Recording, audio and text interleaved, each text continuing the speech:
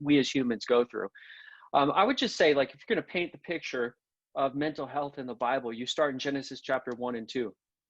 In Genesis chapter 1 and 2, we see that God created the world and he created human beings. And we were created with a body and with a soul. And also, we learn in Genesis 1:26 and 27 that God created us in his image and after his likeness. In other words, we as humans, we reflect God's nature. We resemble God in many ways. And all of this is embedded into the reality of mental health because God created each part of you as a human. You're a multifaceted person, reality being. That includes your physical body, all your biological functions. It includes your brain, your capacity to think, the psychological part of you. It includes your feelings, your emotions, right? It includes your relational nature and all the social spheres that you have, that kind of that sociological part of mental health, and it includes your spiritual capacity. So when we define mental health, all of those facets make up mental health. All those facets God created. So God created every single part of you. And in Genesis 1 and 2, all of those functions, we're a unified being. So we're multifaceted, but we're also integrated. All of those functions were working perfectly as God designed. All in unity, all according to just how he wired us. And it's interesting how in the West, we really think in terms of, kind of compartmentalizing things. We like little boxes, but that doesn't work out with how God created human beings. Every single one of those pieces and components to mental health affects the other. For example, God didn't create us as an island, right? Our bodies aren't an island. Our thinking isn't an island. Our emotions aren't an island. Our relationships aren't an island. Whatever I touch, whatever I taste, whatever I see, whatever I hear influences my thinking and emotions. Another example, patterns of thinking also influence our body and our emotions. Physical exercise affects our mood or affects our brain, which also affects our mood. So there's so many instances of how each of these components is so important. And they influence one another. So we're multifaceted, we're integrated. God created all of this, but you guys know the story. Genesis 1 and 2 was like God's design. And then Genesis 3 comes along and the first human beings decided to walk away from God's rule and God's design, which created a lot of like hardship and effects. We call it the fall. So every facet of what makes you a human being was affected by the fall. Your body, your mind, your relationships, your emotions, your relationship with God, all affected by the fall.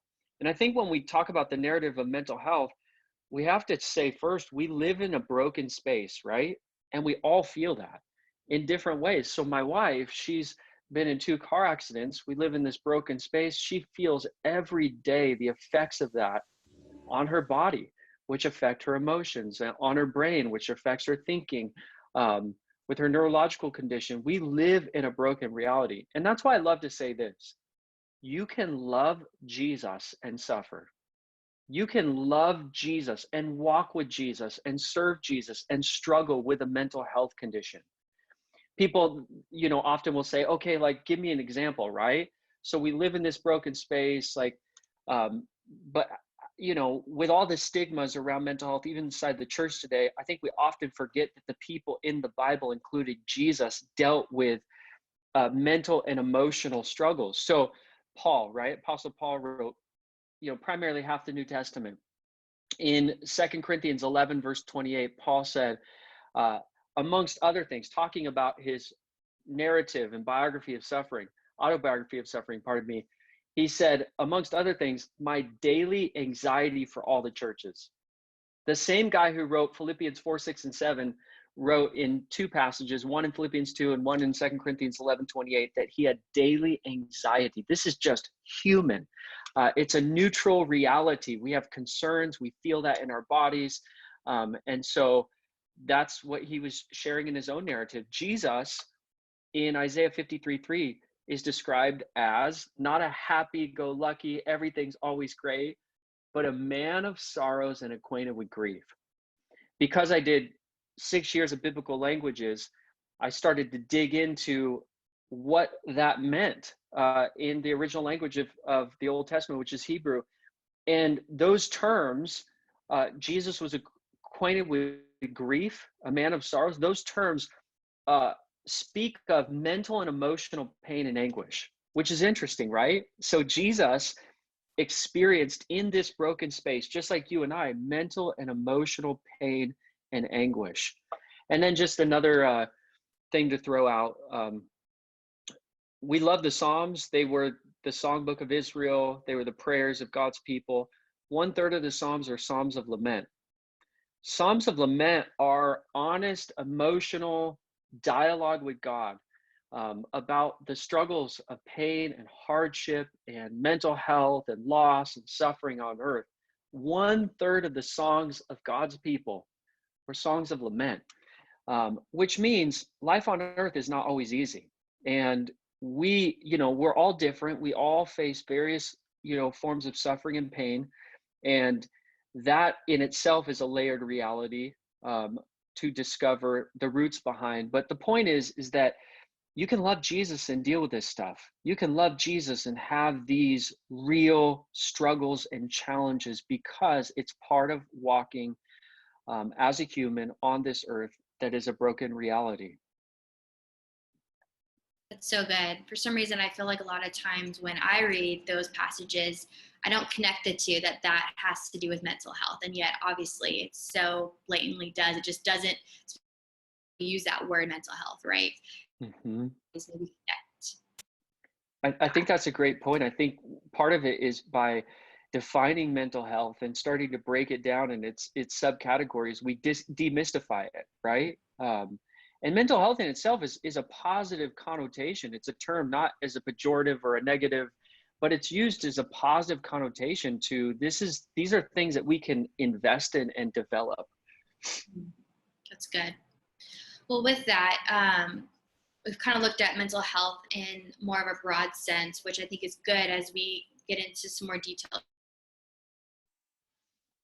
We were talking about how to protect your mental health during a crisis. And obviously we're kind of going through one that, the world has not really seen in our lifetime, right? So how does a crisis such as COVID-19 and its effects like social distancing or shelter in place, how do those affect our mental health? Yeah, I think a crisis by nature is a disruption, right? Everybody's using that term because that's essentially what we're all feeling. It's a disruption of life as we knew it before this reality affected the globe, right? It's affected our lives individually, but it's affected everybody around the world. And so I think that during a crisis, we all feel disruption in different areas of our life. We feel a disruption in our emotions. All of us are feeling unique and varied emotions. We feel a disruption in our purpose. Our purpose has changed. We feel a disruption in our vocations. Like we're all working from home, wearing sweatpants and maybe like putting a nice shirt on so we look decent, comfortable on the bottom, professional on the top. We're feeling a disruption in so many areas of life, and I just think it's just hard.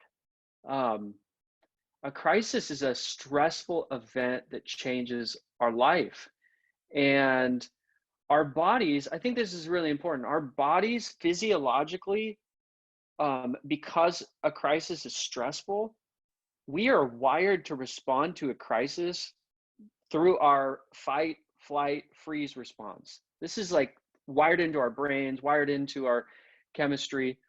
And so all of us are feeling heightened states of stress, and it ebbs and flows depending on the day. We're feeling loss, right? A lot of people are talking about grief in this time, and I think that's really important and appropriate because we're all feeling loss. Our life is different. Our relationships are different. Our community is different. Our jobs are different. So we're feeling loss. We're feeling fear, anxiety. All of this is wrapped up into something like we're experiencing. And I think what I would say to everyone here is I think it's important as followers of Jesus not to minimize this experience. Hard things are hard, right? Like, we can put all the spiritual, like, positive lingo around this, but the reality is hard things are hard.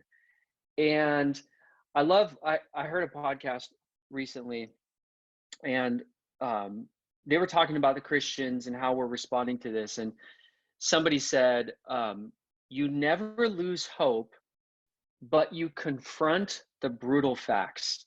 And I love that. Like, you never lose hope, but you don't deny the reality that you're living through. And so, yeah, I think this is a breeding ground for mental health challenges for all of us. I felt heightened states of anxiety and stress, and I felt downcast many days. And I think that's pretty normal. So I just want to encourage you guys, you're not alone. I think one particular thing that people are dealing with um, is just a sense of loneliness and disconnect from human beings, right? Um, Genesis 2:18 teaches us that we were created as relational beings. A man it is not good for man to be alone. Uh, the whole purpose is that had nothing to do with marriage, had everything to do with being created in the image of God and how we're relational beings. We're created as people who need relationships. We're wired for community. We're tribal by nature. And so people need people, and we're all feeling like a disconnect, right? Even through Zoom, as great as Zoom has been, we still long for human touch and to be in front of human beings in a physical way. And so it's how we're wired. In this book I'm reading called Lost Connections, the author, I'm gonna read this to you. The author um, wrote something brilliant about basically the study of Western culture and why anxiety and depression are so rampant and an epidemic. He said, loneliness isn't the physical absence of other people. It's the sense that you're not sharing anything that matters with anyone else. Isn't that interesting? So think about that right now, because I think I'll read it. Here's one more quote. I just think it's dynamite. People must belong to a tribe, just like a bee goes haywire if it loses its hive. A human will go haywire if she loses her connection to a group. And the reason I point that out is this is why the church is so important. This is why being a follower of Jesus is so instrumental. Because in a time of hardship, suffering, pain, crisis, we can't navigate it in a healthy way, mentally and emotionally, relationally and spiritually, by ourselves. We're not created that way. In fact, I was reading a book recently on the brain, and the author, who's an unbeliever, basically said our brains are wired for relationships, to be tribal. And I thought, man, that is so cool. I've never read that before. And so the church gets to be a place of community to support people during a crisis. That's amazing. And that's why something like this that you guys are doing is it's so healthy. And it's so healthy to open this discussion because we're all hurting in various ways. That's really good. Thanks for that answer. That was awesome. I feel like you kind of answered this question a little bit in what you were just sharing, but how has God wired our brains to process and to respond to crisis? Is there a specific way? You kind of talked about the fight and flight thing, but obviously God knew that we would go through hard things. Jesus tells us, that this is a part of our reality, right? And so is there a way that God has wired our brains in order to respond and process to this? Yeah, absolutely. I think grief and trauma and crisis, it embeds itself in our bodies and our brains. And sometimes this is why it's so important that we give informed answers in Christianity rather than just oversimplified answers for these, any subject related to mental health. Because I'll read you something. Bessel van der Kolk, who wrote the best book, I think, on trauma, leading expert in America, possibly around the world on trauma, wrote this about how our brains are wired when we're dealing with these situations in life. He writes, the emotional brain initiates pre-programmed escape plans like the fight or flight responses. These muscular and physiological reactions are automatic, set in motion without any thought or planning on our part, leaving our conscious, rational capabilities to catch up later, often well after the threat is over. This is really important because, when we're talking about fear or we're talking about anxiety, um, we think that the Christian answer is don't ever fear and don't ever have anxiety, right? That's not even human. It's not possible. It's not a reality. And it's not healthy because when we're going through traumatic events or we're facing a really stressful experience like a global pandemic, it is natural and normal to feel anxiety and stress. In fact, you can't even physiologically deny it because before you're even aware and you can interpret it and then respond to it, it's already been processed through your brain.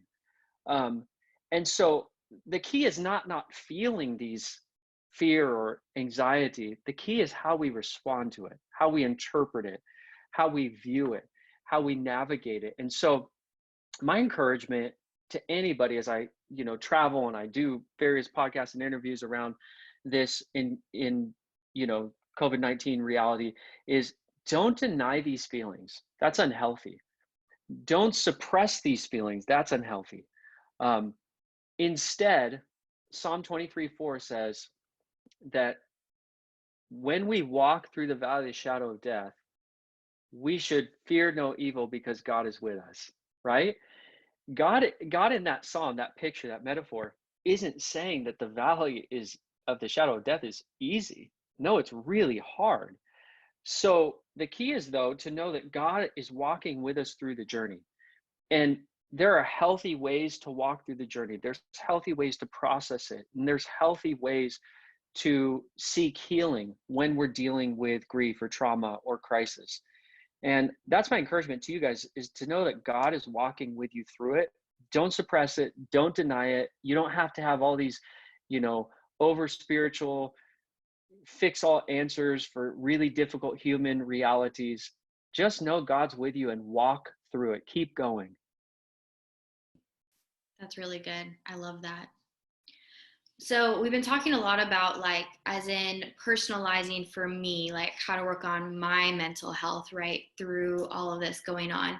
But what about if somebody, maybe I'm doing okay, but my family member, my roommate, my spouse, whatever, is really struggling, and what can I do to not be codependent and not be enabling, but to help them as they're going through a season of kind of struggling with mental health in this time? Yeah. I would say, just because you guys are all Christians, I would say first, don't be like Job's friends. Uh, if you read the book of Job, many people don't like to read the book of Job because it's really brutal about a story of suffering and all that, all that led to kind of his wrestling and struggling with God around the deep pain that he was experiencing.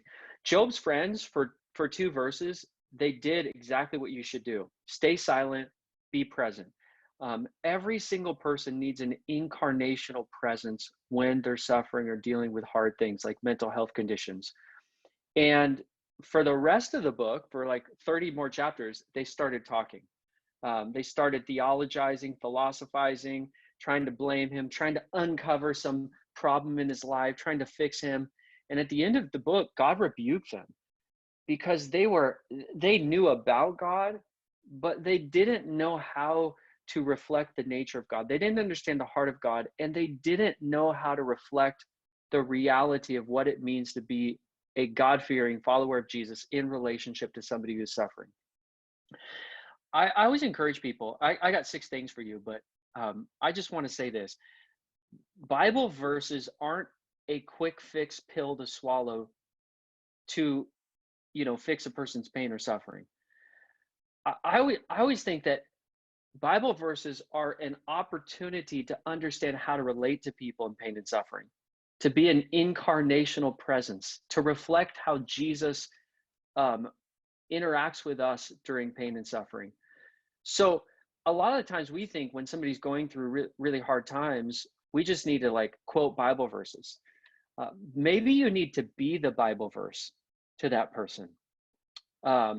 So here's 6 things that I talk about that I find to be very helpful when you are engaging with somebody dealing with a mental health condition or any sort of pain or suffering. I think these are really important, common relational keys to engaging with pain, suffering, mental health conditions, which is a form of pain and suffering.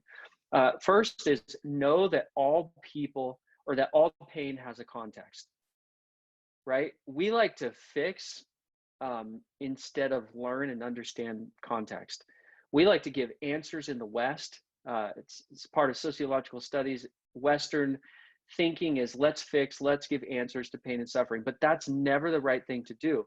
So what we need to do is build a contextual understanding of what that person's going through, their story, their experience, the emotions that they're processing, without reacting or fixing or trying to insert our quick, Bible verse to solve all their problems.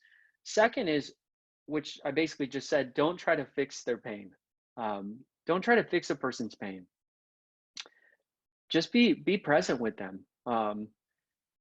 That's our temptation, because I don't know if any of you know of Tim Keller's book, Walking with God Through Pain and Suffering. A brilliant book, highly recommend it. He did a whole sociological study on all cultures and how they deal with pain and interact with it. And he basically said that our current Western secular culture is the worst in history at dealing with pain, primarily because we have no meaning around it. It has no value. And so we try to fix everything. And that's inserted its way into the church and into our families. But that's the wrong approach to somebody who's having a hard time. Instead, number three, people need a relational home to process their pain. So just be a safe and trusted home. Healing often takes place in relationship. Hurt takes place in relationship, but so does healing. And what people need is a relational home to process their pain. I'll do the last 3 quickly. Fourth, learn the art of asking questions. They'll teach you in any form of counseling is you ask open-ended questions. Open-ended questions open people up, right? Not yes or no questions. Are you feeling bad? Yes or no? How are you feeling? That allows somebody to share their story, their experience, their emotions. Fifth, learn the art of listening, leaning into somebody, really understanding, trying to see their experience for what it is, not comparing with yours or somebody else. Comparison can be often hurtful when somebody's processing their pain. And then finally, just genuinely love the person. That's what Jesus does, right? Like, he is that relational home. He's safe, he's trustworthy, he's caring, he's compassionate, and he genuinely loves us. So, as simple as that is, that's the most powerful reality. With somebody that's dealing with depression, anxiety, suicidal, if that person knows that they are genuinely loved and cared for, you can change their life. You don't have to have any of the answers. You just have to be what Jesus is to us when we're hurting in pain. Wow. Yeah, that's really good. I think, like you said, they're so simple, but it's usually the simplest things that can be the hardest for us to fully engage in, right? Those are really good. Well, we are going into our last official question for tonight. But again, if you guys have any questions at all that have been sparked as Wesley's been sharing, please drop them in the chat box, and we'll try and get to them here in our time. So our last question is, what should we as individuals be focusing on to maintain mental health during a crisis? What are some practical ways that we can protect our mental health moving forward? Yeah, such a good question. I remember being 2 weeks into COVID-19 and just stressed. I felt so much anxiety, so much stress. Anxiety is just something that is a part of my innate condition of challenge in this world. And I was feeling stress and anxiety like I hadn't felt in a long time. And then I noticed that all my rhythms were different. I was going to bed later. I wasn't exercising like I normally do. Um, Everything was different. And what they teach you in crisis counseling, one of the things that is really important is this concept of there are things in life. I call it the circle of concern. There's things in life that we are deeply concerned about, but we have no control over. And then there's a circle of control. These are things that we often are unconcerned about, or we're not focusing on or paying enough attention to, um, but we have control over. And I think one of the things that happens in a crisis is we lose control. We lose our sense of normalcy. We lose our sense of rhythm. We lose our sense of habit. And then we don't know how to navigate from that place. So, my encouragement for each of you is to not so much focus and fixate on the concerns, have them, don't deny them, but really focus and fixate on what you can control in the midst of the crisis. And I think what you can control is try as much as possible to get back to the rhythms, the routines, the healthy lifestyle, sleep patterns, reading your Bible, praying, silence and solitude in presence of God, like all the things that are life-giving and healthy and a part of those normalcies that really help us to be thriving humans and thriving followers of Jesus. Try to get back to those by focusing on what you can control. So for me, I realized, wow, I'm like totally disrupted. I'm stressed, heightened anxiety, not doing well. So I'm like, okay, I need to make sure I'm getting at least 8 hours of sleep a night. I need to make sure I'm waking up in the morning. I'm taking a shower. I'm getting dressed. I need to make sure I'm working out. I need to make sure I'm juicing every day. I'm a vegan. I juice vegetables every morning. It's amazing. 16 years strong. I need to make sure I'm making lots of salads. So whatever that is for you, make sure that you're filling up your tank and you're doing things that create a sense of rhythm and normalcy. And also give yourself grace and space to adapt to this change. I know we're like 10 weeks into it, but we're all trying to figure it out still. Even the pastors at Bayside, I've become really good friends with a number of the pastors. We were talking Sunday and like, how are you doing? How are you doing? Three of us. And we're like, last week was really rough on a number of levels, and I think that's okay. We are human and so are you. So we're not going through anything that you're not going through and vice versa. So give yourself grace and space to adjust and try to really invest your time, energy, mind, emotions into what is healthy during this time. There's a lot more that I could say, but my challenge is always being brief because I can talk forever on these subjects. So if you want more, let me know. That's so good. No, I love that. And again, y'all, like definitely go check out his podcast. Honestly, I don't know if you do this purposely or not, Wesley, but on your podcast, actually, I feel like it's just a little bit. Oh no. Can you hear me now? Yeah. Okay.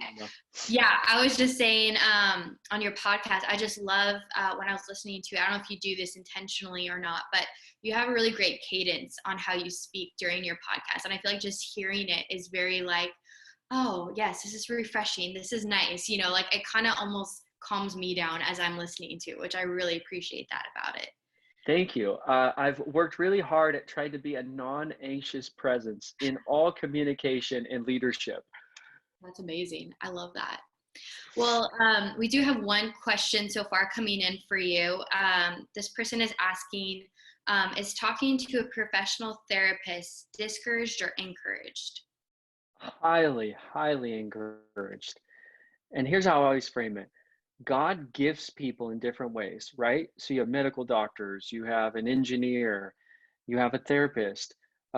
There's no secular sacred divide over those things. Like a therapist has been gifted by God to help people process what they're going through. And God gifts people to help people. If God didn't need us to help one another and we could only go to him, he wouldn't have created community and human beings, and told us to love one another and help one another and serve one another. So we need each other and we need professionals. So I've gone to therapy, life-changing for me, so grateful. I still have a therapist, and I highly recommend it.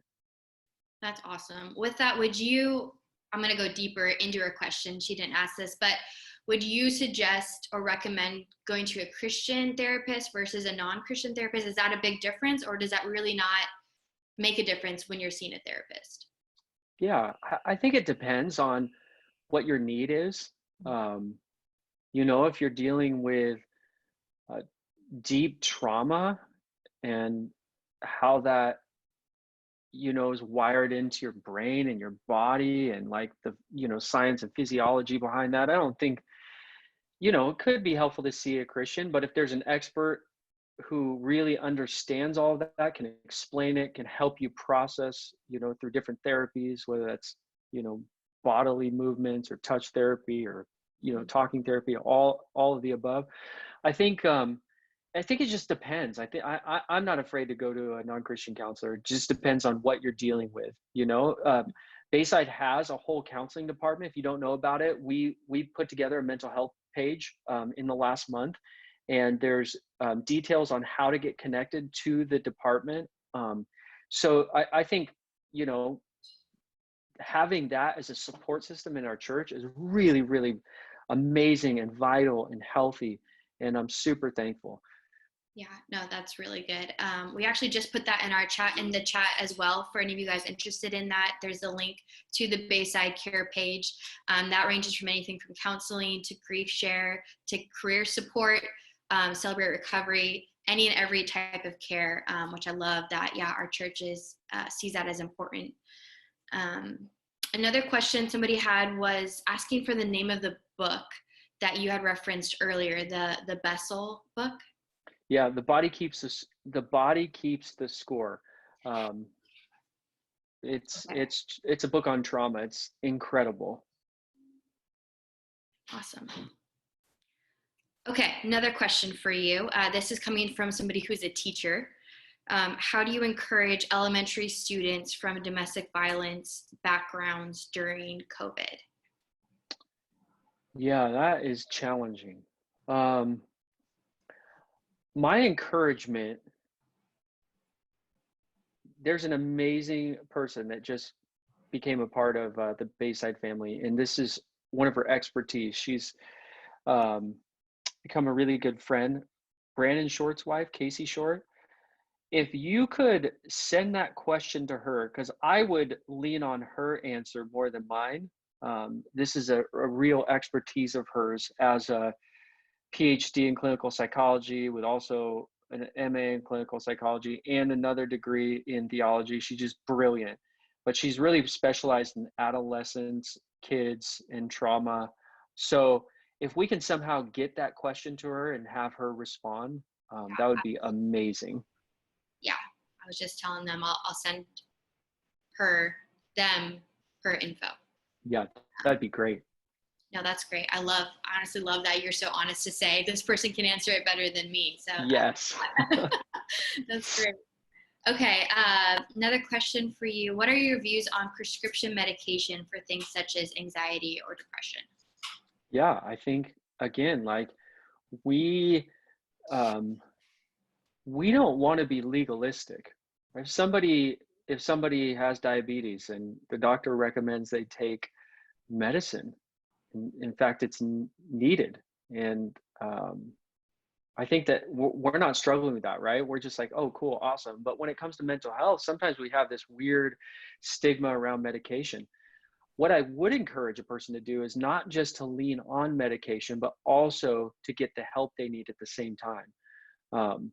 There's a lot of discussion around this just in psychology right now by leading psychiatrists in our country, just encouraging people, like if you're going to get on medication, that is one avenue, but make sure you're taking the other avenue of getting the help you need and processing through whatever is taking place in your life that is causing that underlying struggle with depression or anxiety or what have you. So good. This is kind of going off of that, but would you advise somebody to first try and going more natural routes first before going to, a prescription medication, or is there really no difference in the two? Yeah, because I'm not a doctor, I will refrain from answering that question. And I think a psychiatrist who is an MD, or an MD would better serve you in that question. And there are MDs and psychiatrists that um, have a bent toward naturopathic means for help and healing in these conditions. So you just have to find out who those people are. Totally makes sense. That's a great answer. This person is from a different church, and they're asking, how would you go about starting a counseling ministry in a young church? It's kind of probably a long answer, but Yeah. So part of what I do is I go to churches and I train teams and leaders. I do seminars with the church or with the leadership team. So I would encourage that person to bring an outsider in, whether it's me or somebody else. Doesn't have to be me for sure, to help start this conversation and train people. That way, the way that they speak about it, interact with it, is healthy, right, and informed, rather than just, what we've done for too long is give a lot of trite, uninformed answers around these subjects. it's really good. I believe, Sarah, we have Wesley's website too as a link. If we have that, if we can pop that in there. And the person who asked that question, you can contact him on his his website, and that's probably the easiest way to get a hold of him, right, Wesley? Would you agree with that? Yeah, that's Okay. great. Or you can DM me on Instagram. I love Instagram. That's great. So send me a follow and DM me. That's great. Are you technically a millennial? Yep, I'm an OG millennial. OG. Okay, great. That's awesome. Okay, we have a couple more questions for you, if that's okay. If you're still good. Yeah, go for it. Great. No, this is great. Okay, awesome. Okay, so this person asked, for someone with a diagnosed trauma disorder, how would you recommend them let people know so that it doesn't scare them away or make them assume they're crazy? Making friends with a disorder is darn near impossible. Yeah. I'd pray for the person. I would be a safe, gentle, compassionate presence in their life. And when they're ready to open up or share bit by bit, be there for them. And ultimately, somebody that's been through trauma, often, not always, but often they need trauma counseling by somebody that has been trained to help somebody process through trauma. Even they could start with a book. They could read the book I recommended on trauma, but ultimately having a presence there to walk you through it, navigate the complexities of trauma, because trauma is not just something that happened to us; it becomes wired into us, and we begin to interpret life through the lens of what happened to us. And so, I think it's important to reach out and get help. But the first line of help may be you, maybe a friend, and maybe you need to walk along this journey a little bit with them and then point them in that right direction. Now, for the person who has the disorder, maybe they feel not as like they can't make friends as easily because of it. Do you have any tips from their perspective on like when do I introduce this into a friendship, like that this is a very real reality for them? Yeah, my recommendation, because I believe that all pain has a context and I don't understand the context here, is that if you're sitting here and that's you, my encouragement to you is to reach out for help. We don't get to choose what happens to us often in life, which is hard, and we feel the effects of that. And that could mean a really significant event that occurred in your life that has caused deep pain and also held you back relationally, emotionally, maybe even your purpose in life. And my encouragement to you is we don't often choose our pain, but we can choose to find healing. So, in the most loving, compassionate way, I just encourage you to seek help so that you can walk down the road of healing and so that you could be fully alive as a human and follower of Jesus, spiritually, relationally, in your purpose in life. Um, and if that means you need to DM me and I can get you in touch with somebody in that field, maybe at Bayside, maybe outside of Bayside, that can help you process your trauma, I would love to help you make that connection. Awesome. So good. Okay, next question is a shorter one. What is the title of the book that the loneliness quote came from? I have it close by me. I'll pull it up somewhere. Oh, it's under my computer. It's brilliant. Awesome. Lost Connections. It's a New York Times bestseller. And that is my dog. This is real life. So I must let my dog out of this door. I'll be right back.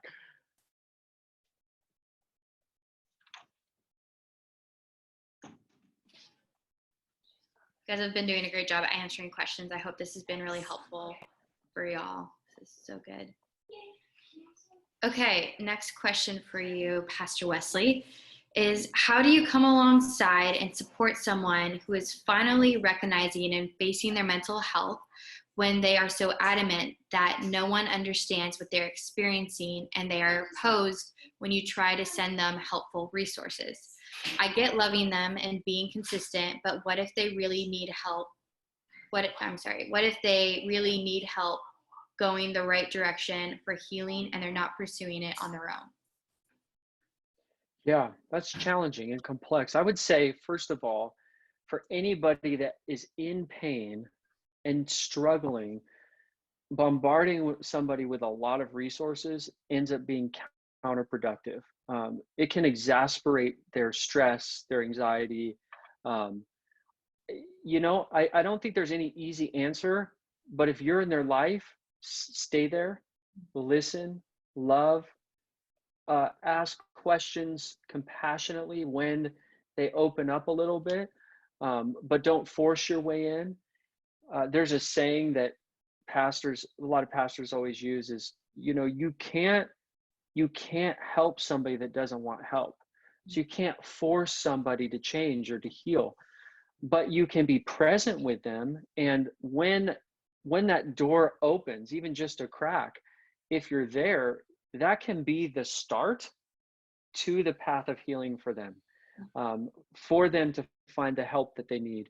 But ultimately, God is with them too. So I would be praying for them and just love them, right? Like that's what we find to be healing and helpful when we're struggling. Jesus is present and he loves us.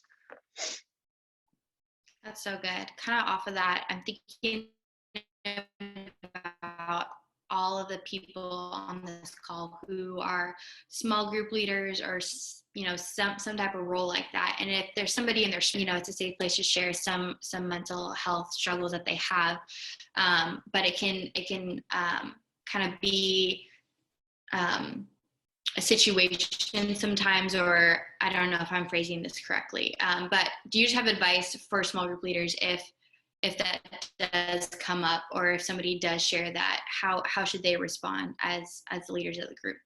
Yeah, I love that you asked that question. I think often we're intimidated. We don't know all the data, the facts, the right answers. But I just want to encourage you, you don't have to know all of that. People that are opening up, they're opening up for a reason, because they want to share with you, because they find you to be trusted and safe. So remain that person for them.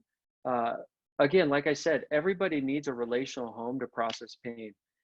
There was a psychologist who did immense research around trauma, and he went into this like long study and eventually came out of it. And that was his conclusion, that when people are dealing with trauma, they need a relational home. When people are dealing with anxiety or depression or even suicidal ideation, they need a relational home. There are specific tips, but I don't think we have enough time to like get into all of that. But I think the big picture is don't be afraid. Don't be intimidated. You are the person that God has put in their life. And if you hit your ceiling of knowing what to do, eventually you can be like a point guard and pass the ball, send them to a professional who then can help them in the next stage. But you might be the entryway to healing. And so that's an amazing opportunity that we have in the church and that you have. That's great. Well, we'll definitely have to have you back for another time then, since we can't fit it all in this one session. I think that would be so beneficial for us all. Okay, last question for you for the evening. What advice would you give someone who struggles with mental health but is nervous to share their struggles with others because they don't want? I'm losing you just a little bit.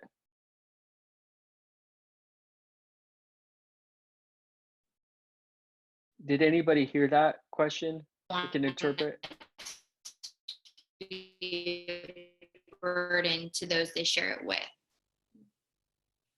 Okay, so tell me if I got this right. Oh, no. If somebody is struggling with mental health, how do they open up about it and not be a burden to the person that they're sharing with? Yes. Okay. I would say this is a part of normalizing mental health. Like you need to know that so many of us at one point or the other are struggling with mental health, especially amongst millennials and Gen Z, more than ever before in American history.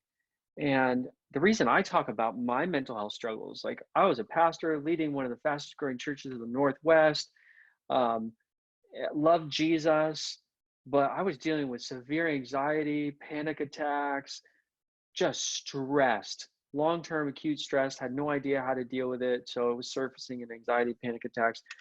The reason I share that is because I want people to know, like, it's okay. Like, it's okay to share that. And when you do share, other people realize that it's okay. So my encouragement to you is you're not a burden. You are loved. What you're going through is important. What you're experiencing is hard, but it is harder if you isolate yourself and you suppress communicating what you're going through. So my encouragement is just share with somebody. Find somebody that's safe, that's trusted, that you love, they love you, and open up. And then maybe you even take a further step and you say, well, this has been in my life, it's disrupted my life for far too long. I'm going to get professional help. And just like somebody who has a kidney issue needs to see a doctor, or somebody who breaks their arm needs to see, an orthopedic surgeon. So too, when we feel broken or when we feel like we're struggling with our mind, our emotions, and interpreting hard things that take place in our life, it's okay to see a doctor, a professional, somebody that can help you to navigate it. So my encouragement, you're not a burden. You are so loved, and people want to help you and listen to your story because your story matters. That is so good. I think that's a great way to end our time tonight. Can you guys hear me? Yeah, we can hear you now. Okay, I'm like, I don't want to be talking too long and you guys can't hear what I'm saying. Oh man, bless the internet. It's great. Wesley, do you mind praying us out and just doing a mental health prayer covering over everybody? Love to. Sharing and everybody on the call. Yeah, thanks for having me. What a joy to hang with you guys tonight. I hope that this helps you personally, but also relationally in responding and relating to people that are struggling. And if you need anything, you can follow me on Instagram and DM me. So love to pray for you guys. Jesus, thank you for just this discussion, this conversation around such an important topic, particularly with what we're all experiencing right now. I pray that each of us would feel like it's okay to not always be okay. I pray that we would recognize that we're all humans and different parts of what it means to be human sometimes we struggle with because we live in a broken world and we walk through it. And at times there's deep pain and hurt and challenges that we need you, God. You're present. We so need you. And we thank you that you have such compassion and love, and you speak comfort and encouragement into our hearts. But we also need people. You've given us people and community. It's a part of who we are, it's a part of your nature. You're a relational being. So I pray that we would reach out to the relationships that we have to find support and help and hope in a relational context. God, I just pray that you would encourage people. I pray that you would bring healing to people's lives through this discussion. And maybe that means by making the first step and seeking out the help that people need in here. And I also pray that you would affirm in every heart that every person that is on this call is valuable. Their story matters, they matter, their purpose in life is important. And whatever struggle they have been through, I pray that they would not interpret it that as what becomes their identity. But I pray that they would find their purpose in what you say about them, and that through you and through this community, they can find hope, help, and healing. We love you, Jesus. We thank you that you're such a kind and gracious and relatable Savior, even when it comes to mental health. In your name, amen. Amen. Can we all give some reaction hand claps for Wesley tonight and his great job? He did such a wonderful job. Thank you so much again, Wesley. So Yeah, thanks for having me. Yeah, just all that the Lord is using through you, and church needs you. So thankful for you. Well, everybody on the call, just want to give you guys a few announcements to close out. So a week from today, same time, same place, Zoom at 7 p.m., we are doing tacos and trivia for Taco Tuesday, and just a fun time for us to hang out, get to know each other better, and to support some local businesses. So we encourage everybody to go to Chando's, go to Chipotle, go to Zocalo's, and get some tacos and grab them, deliver them, whatever you need to do, and join us for trivia. Next week's gonna be so great. Raymond, who was our host at the beginning, will be one of the people leading it. It's gonna be an awesome time. Also, next month's Real Talk session will be June 16th. So if you already want to mark your calendars for that, we'll be talking on the topic of racism and reconciliation and what the church should be doing about it, and what our response should be as believers. So really encourage you guys to join us again next month. That'll be June 16th. And more information will be to come in the following month. And with that, just want to say thank you for everybody joining us, and I hope you guys have a great rest of your evening. And again, we try to record this as best as possible, again, technology, but we will have this up soon, and so please be sharing this with anybody who needs to hear it. I know I can already think of a handful of people myself. So we love you guys. Have a great rest of your evening, and we're looking forward to seeing you guys whenever we're able to get out of shelter in place. You guys have a good rest of your night.